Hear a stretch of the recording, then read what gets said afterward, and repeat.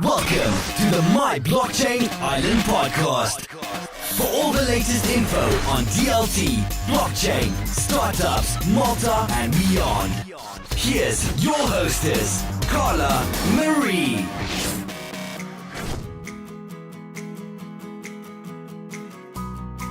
Today's episode is sponsored by Talent XD. Talent XD is a boutique recruitment and talent advisory house specialized in iGaming, esports, financial services, and blockchain. For more information, check out talentxd.com. That's talentxd.com.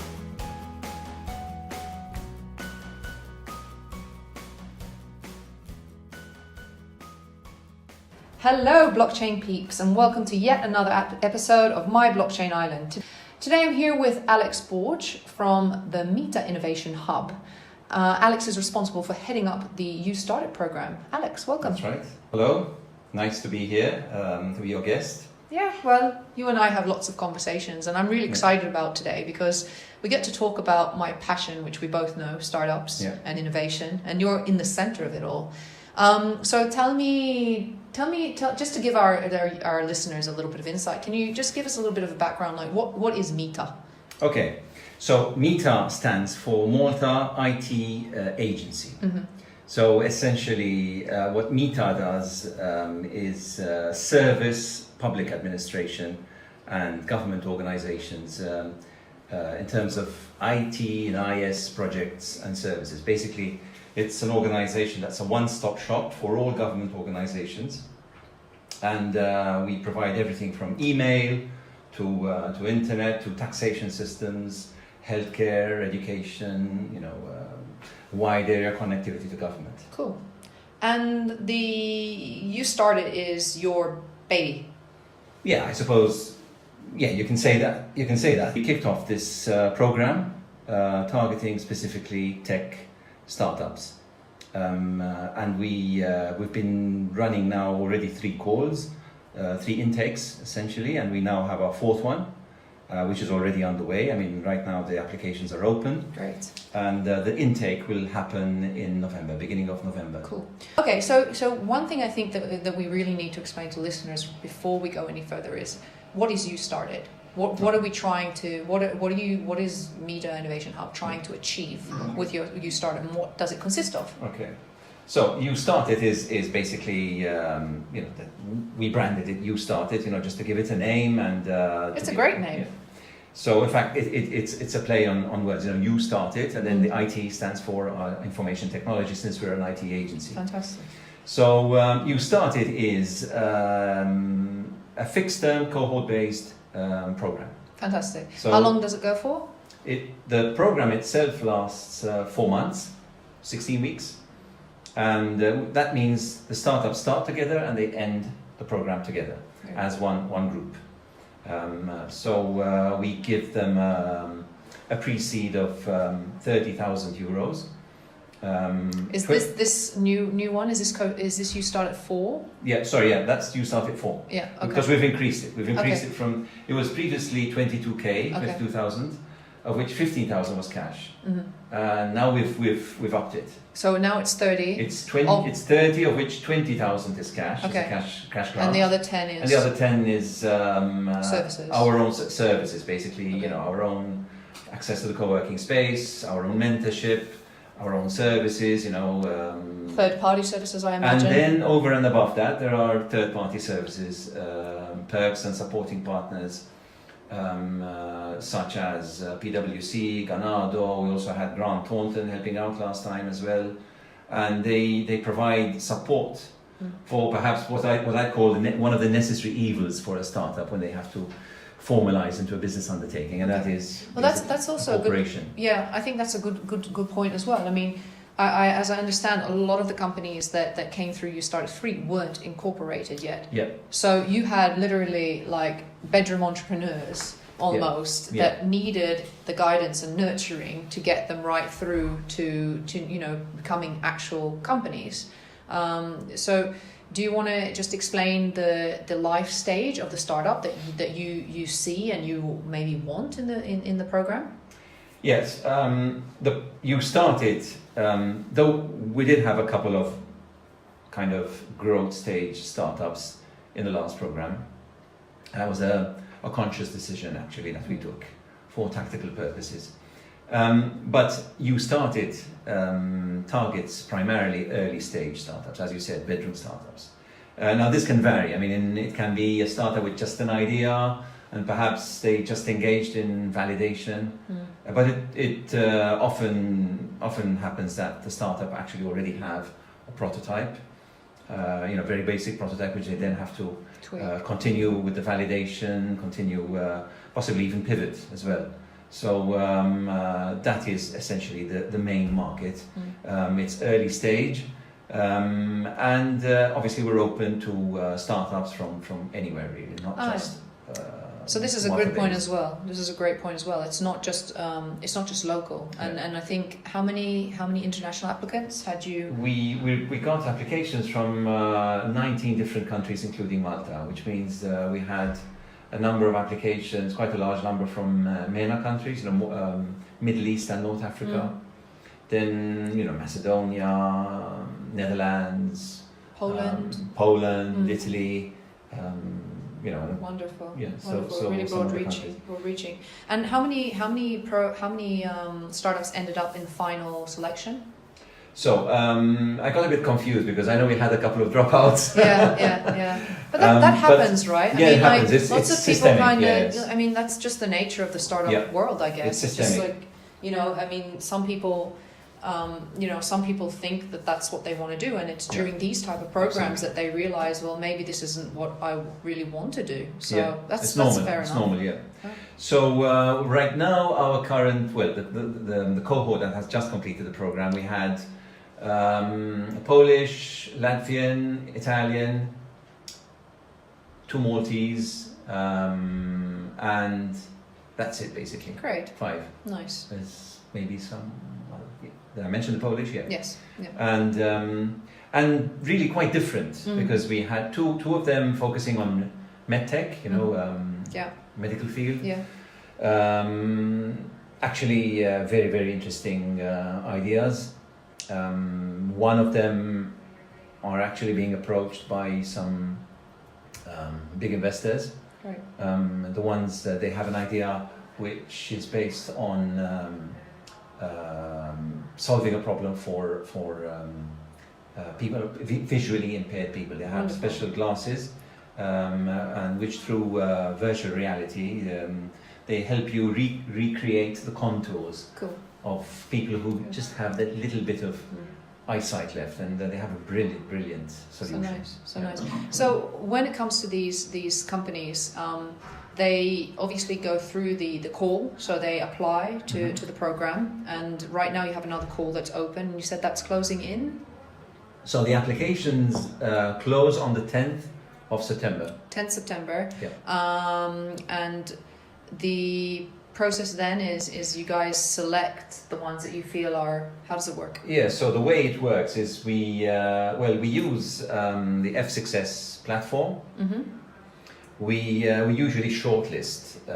We try to bring it down to a short list of around 15 startups. And then these 15 startups are asked to attend a boot camp of 2 days. Okay. Even the international ones? Yeah, this time we're actually going to try and provide an allowance, a travel allowance, to bring them over. Cool. So for those 2 days, then during that interim between the shortlisting and between the selection and the shortlisting, there's going to be an interim of about a week and a half, where we'll be engaging with we'll be having interviews with the startups. It's where we invite different stakeholders. We explain to them what the program entails, what they have to, what do they have to cover during their 4 months. Do they have to pitch during that bit? And then they have to pitch. Yeah, we also provide some coaching. Okay. For the startups. So basically, it's kind of face-to-face, get to know boot camp with a pitch at the end of it. Oh, cool. There'll be a lot of pitching. In fact, our program is characterized by a lot of pitching, especially when we engage with the mentors. There's a lot of pitching that has to take place, throughout the program, and you're going to find a a new perhaps mentor or two or three new mentors, and you have to tell them what your business is about. We've learned that the pitch is really a fundamental component of. What are just like a little side note? What would be your like top 2 tips for startups that are doing a pitch? Well, because you've heard so many pitches now, Alex. You're like pitch pro. I think clarity. I think a rule of thumb I use, if I understand it, it's, and I'm not very technical myself, so I think clarity is absolutely important. I mean, clarity in explaining your business model.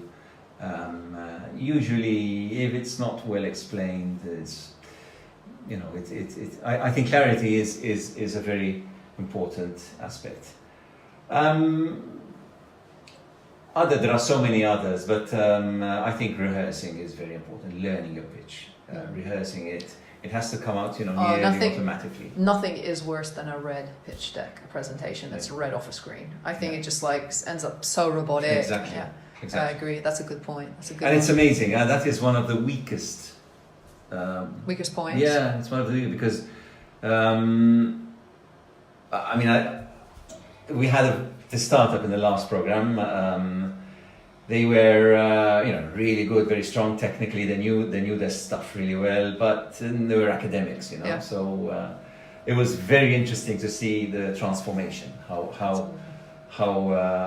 well they learned the lesson, and they switched from a, hypothetical based pitch to one on very, very, very down to earth, very practical, Tangible. targeting what the problem is. Great.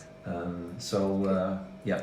So great. So I mean, we can see that the program is helping startups not just from a capital perspective, but also from like killer takeaways, we could say, that help them move forward in their startup life cycle, such as pitching, because obviously once you go out that door, you're going to need to raise capital, and this is one of the the more important parts of a startup's life. So what else does the program give to startups? It's once they're in, we were talking about the process. Once they're in, they're done the boot camp, the foreign ones fly home. What happens next? So something which we've always done since inception was we've always embedded new features into the program. And I think what worked really well in the last program was the way we plugged in the mentors. So I think and they are the ones that added a lot of the value to the program. So, I mean, apart from, from a structural point of view, the startups have fortnightly cohort meetings, we call them. And those are meetings where the startup gives an update. They give an update of where they are in terms of their plan. Because, by the way, each startup has its own plan for the program. Which is agreed upon. Yeah, it's agreed upon, and there's an agreement signed between the startup and MITA, the agency. And there are set milestones, and in fact the cash grant is disbursed against the milestones in the plan. We said that the cash was equity free, right? That's right, it's equity free. That's kind of totally cool. equity free. Total equity free, that's very good. Okay, so they've got milestones. So they have these cohort meetings throughout the entire 16-week period, during which they give us an update on where they are, and there's a discussion with the entire cohort, with all the startups contributing their to whoever happens to be giving the update. And there are mentors. So depending on what specific need the startup has, we plug in the relevant mentor, or the mentor with the relevant area of competence. Mm-hmm. It could be growth hacking, could be finance or prototyping. And so what happens then after the cohort meeting, then there are usually one-to-ones held between the startup and the mentors. Mm-hmm. Very often actually taking turns. If a mentor wants to focus on one startup, he or she may, or he or she may focus on more than one startup. And then of course then there are the milestones. The milestones. One of the main milestones is incorporation. Okay. We assist through these external parties such as PwC, Ganado, and Grant Thornton in helping them incorporate into typically it's a limited liability company. And this is part of the grant, right? It's actually the value. I mean, though our pre-seed is 30,000 euros, they're actually getting a much higher value because the value that they get from these organizations I just mentioned is actually very, very high. Cool. So I would say, you know, I can't quantify it. Of course, because some opt to kind of, you know, they actually quantify the number of hours they're willing to give. Some don't. Okay. So, but there's a lot of value. Okay. So milestone 1 is the incorporation. Yeah. Milestone 2? Milestone 2 is essentially an interim test report. So basically, it assumes that the startup has deployed its prototype, its MVP, and we need evidence of that testing, that testing has taken place. And we've taken this decision to avoid too much paperwork. I mean, a number of government-backed accelerators tend to ask for, receipts, invoices. We said no. We just want to make it evidence-based. We just want to make sure you deliver your prototype, your MVP, and that you give us evidence that you've tested it in a live environment. Ideally, if it is a beta version, which means that you've done your beta launch, you've deployed it in whatever market you're trying to test. And therefore we ask for evidence of that kind of testing. So that is the second deliverable. Good. Then the final one would be we ask for a final report together with a business plan, which can vary. I mean, in some cases it's a business plan, in some cases it's a marketing strategy, or perhaps in future it could even be a white paper. Sure. Because I mean, every business has different kind of requirements on this. In fact, it's not. We tend to, as a small accelerator, we tend to give. We tend to take a customized approach. Yeah, I think that makes sense, especially if you're taking startups from medtech and blockchain in the same call. I mean, you cannot just have a recipe, one fits all. That won't work. Great. Yeah. And milestone 4? So no, that's 3. We're with 3. I mean, it's actually 3. I mean, because we milestone 4 is graduation and getting all the money. Well, of course. And the demo day. In fact, what's going to happen this time is that the alumni from the previous call will be pitching at to investors. Cool. At the Delta Summit. Because we're partnering with the Delta Summit. That's a conference taking place between the 3rd and the 5th of October. And there'll be a prize. I believe there will be some sort of reward for all the startups that are pitching, and among them there'll be the alumni from past calls. We should have around 6 or 7 from past calls. Okay. So if anybody wants to see the final startups from the 3rd call, there are a couple of others from the previous ones. Nice. 2 or 3 from the previous ones. And then, of course, we'll also be having our final pitch. The final pitch for YouStartit will actually take place during the conference itself. Okay. So we're going to have 2 sets of pitches. So it's going to be live this year. Yeah. Oh wow, how exciting! So it's in fact it's the first time we're doing this, of course. Generally, however, the final pitches tend to be kind of addressed to a restricted audience. Sometimes there can be a bit of nervousness, about pitching your idea. So it's going to be a pitch before a restricted audience. Wonderful. Great exposure, even with the restrictions. I think very exciting for the startups as well to have that opportunity. In fact, there'll be a few investors as well. Good. Attending this pitch. We're very, very excited about it. So a lot of things are happening, and the situation is really, really dynamic. Awesome. Sounds fantastic. So are there any tips, if you could give Alex's top 5 tips for applying to the YouStartit 4 and making it through to the 15, what would they be? I could validation. I think So that validation of your idea. Make sure you know what you're on about and that it is even something earlier than that is validation of the problem. That Of is the sometimes overlooked. Yeah. And many assumptions, many untested assumptions of the problem. And then validation of what market you're going to target. And then the business model. And it doesn't have to be Maltese market just because it's a Maltese No. accelerator. You've got an international focus, Of course, international of market course. validation. Of course. So you're looking at the broad Yeah. spectrum there. Yeah. Okay, so validation, Yeah. number 2. Problem validation and then customer validation. Yeah. We also ask applicants to upload a video with a 2-minute pitch. How do those look? That's very, very important because you do get very often that video actually strikes you so much. Is it 2 minutes or how 2 long? minutes. It's 2 minutes. The one you upload. Oh wow! So you've got 2 minutes to pretty much Yeah. pitch your company and yourself. Yeah. Okay. So that's I think very, very important. You know, I think checking your work, something which you know, when you see clumsy applications, I think that is a bit.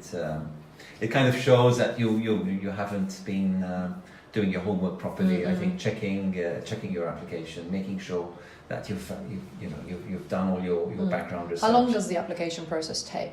Well, on paper, we've tested it. I'm sure you have. You've validated it for your Yes. customers. We, It's the first tip of Alex's list. assuming you've done all your research and all your validation before that, it should take you around 1 hour Okay. to complete the application. If it's a blockchain-based idea. If it's non-blockchain, it should take around 35-40 minutes. Okay. Why the discrepancy? Because there are more questions you have to answer. Okay. This time we've introduced technical due diligence. Okay, wonderful. I see So- that. I love that there are a lot of things that there's like this time, Yeah. and I think that's like It happens all for every call. I mean, I'm that's sure for the amazing, next though. call, we'll have more. yeah, because it's just like it's such a pleasure to hear that like how humble you are and like sharing with the audience as well that you guys as an agency and as a Absolutely. program are evolving. You know, like you don't have the one-way ticket to the golden bullet to how this process Absolutely. should work. It's been an experimental process for us.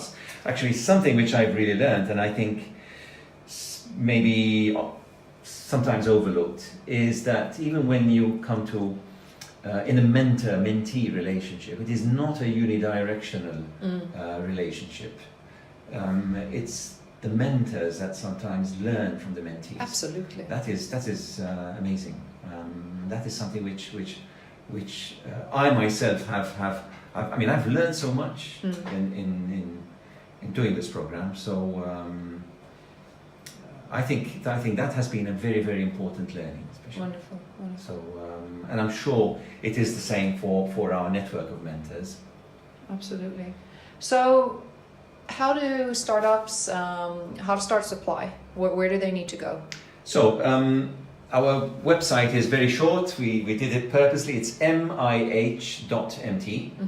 And there's a apply button on the homepage. And you click it. Yeah, just click Fantastic. it. And then there's another landing page, and the next call. When you click on the page, there's also learn more, or there's a button next, learn more, or something like that. And there you will find a very concise description of our program. There's also a call guideline, Which is really important, I guess. It's on the same. It's on the landing page, on the YouStartit for landing page, and there's also a sample agreement. It's called Letter of Award, and that's important for the startups to read. And that's another important tip. We noticed that a lot of startup founders don't bother reading the terms and conditions. It's not just startup founders.